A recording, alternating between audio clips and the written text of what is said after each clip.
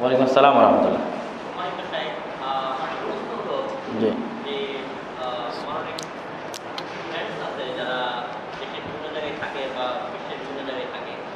আমি যেহেতু সালাফি আকীদায় বিশ্বাসী এবং তারা অনেকেই বিভিন্ন দলের সাথে কেউ তাবলীগ জামাত বিভিন্ন বিভিন্ন তারা আমার কাছে যে প্রশ্নটা ফ্রিকোয়েন্টলি করে যে সৌদি আরবে যে নতুন যে পলিসি যে শুনি যে তারা সিনেমা হল করছে বা বিভিন্ন পানীয় তারা উন্মুক্ত করে দিচ্ছে, এটা আসলে সত্যি মানে আপনার বাস্তব অভিজ্ঞতার আলোকে আমি জানতে চাচ্ছি যে এটা আসলে কোন পর্যায়ে আছে। উনি যে বিষয়ে আমাকে প্রশ্ন করেছে যে বর্তমান সৌদি আরবে সার্বিক অবস্থার উপর উনি আমার কাছে জানতে চেয়েছে। তো আমি সাধারণত এমন বিষয়গুলো এড়িয়ে চলার চেষ্টা করি যেই বিষয়গুলো মানুষের মধ্যে বিতর্ক এবং ফিতনা তৈরি করতে পারে।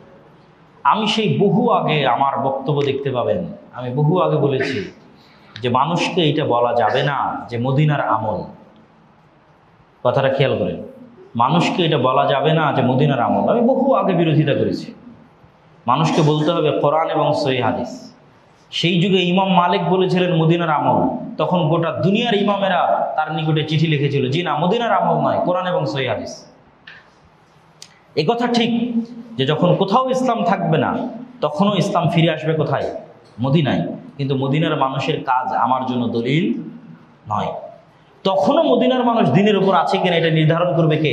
কোরআন এবং সহিহ হাদিস। যে মদিনার মানুষ এখন দিনের উপর আছে এটা নির্ধারণ করবে কে? কোরআন এবং সহিহ হাদিস। এই জন্য কেউ যখন দলিল বানায় যে সৌদি আরবের আমল, আমি এটার পক্ষে না। কোনো রাষ্ট্র, কোনো দেশ, কোনো দল, কোনো আলেম হকের মানদণ্ড নয়। আমি নিজে অযথা একটা জিনিসকে হকের মানদণ্ড বানিয়ে কেন বিপদে পড়ব? আমি এই বিপদে পড়তে রাজি না। আমি আজ আপনাকে বলে দিলাম সৌদি আরব হকের মানদণ্ড, কাল সৌদি আরব কিছু করে বসলে আপনি এসে আমাকে বলবেন এই দেখেন আপনার সৌদি আরব এটা করছে। আমি কেন এই জবাব দিতে চাই? আমার কাছে হকের মানদণ্ড কি? কোরআন এবং সহিহ হাদিস। কোনো প্রতিষ্ঠান, কোনো মাদ্রাসা, কোনো মসজিদ, কোনো দল, কোনো সংগঠন, কোনো দেশ কিসের মানদণ্ড নয়? হকের মানদণ্ড নয়। তো যেহেতু আমার কাছে সৌদি আরব হকের মানদণ্ড নয়, মদিনার মানুষের আমল হকের মানদণ্ড নয়, সেহেতু সৌদি আরব এবং মদিনায় কি হচ্ছে তার জন্য আমি জবাব দিব। কথা মানে বুঝতে পারেননি? কথা কি আমার বুঝতে পেরেছেন? আমি জবাব দিব কি? আমাকে কোরআন এবং হাদিস সম্পর্কে জিজ্ঞেস করতে হবে, কোরআন এবং হাদিসের জবাব দেব। আপনি আমাকে জিজ্ঞেস করেন গান শোনা হালাল না হারাম, তো বলে গান শোনা হারাম। তাহলে গান শোনার জন্য, অশ্লীল দৃশ্য শোনার জন্য সিনেমা হল তৈরি করা হালাল না হারাম? আমি বলবো সিনেমা হল তৈরি করা হারাম।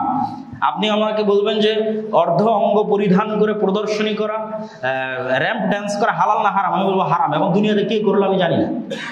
আমার বলার দরকার আছে কে করলো, আমার দেখার দরকার আছে কে করলো। আপনি আমাকে কোরআন এবং হাদিস অনুযায়ী সিদ্ধান্ত দেওয়ার উত্তর দিন। এখন যে করবে সে হারামের মধ্যে পড়বে, করলো কি করলো না এটার জিম্মেদারি আমি নিতে পারবো না।